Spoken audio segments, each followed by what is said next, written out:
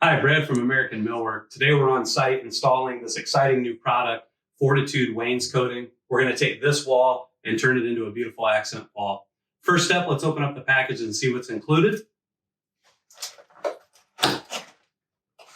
And I open this up, I'll tell you a couple of things about the product. It's going to be enough material to cover a 6-foot section of your wall.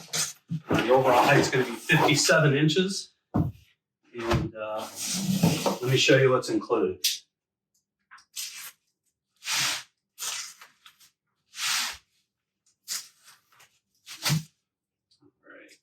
All right.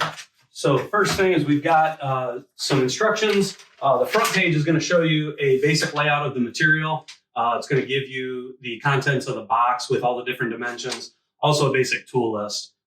This product's really easy to install. You can really do it with some just basic tools that most people have. But if you're a more professional DIYer, you're more than welcome to use those tools as well.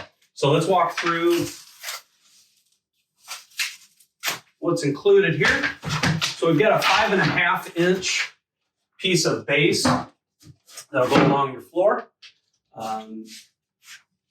Again, it's 6 feet long, corresponding piece of shoe molding to give you that extra little detailed look.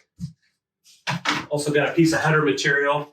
Again, overall height's 57 inches, so that's going to go somewhere up here. And then again, to add that extra detail, we've got a piece of shelf edge that will go on there.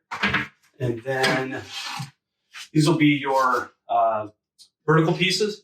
We'll go here. And then the horizontal pieces, we're going to recommend cutting these at 8.5 inches, but we'll talk about that more in another video.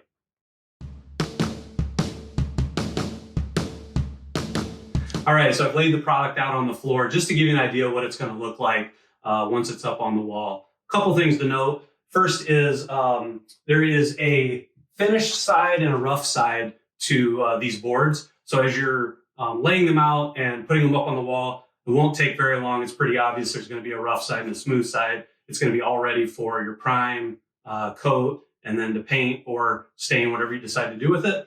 And again, what makes this nice is it's going to give you that paneled look once it's up on the wall without having to handle large sheets of paneling, which are difficult to work with sometimes. So the next step is we're going to prepare this wall by taking off the baseboard and the chair rail, and I'll give you a couple tips on how to do that without damaging your wall.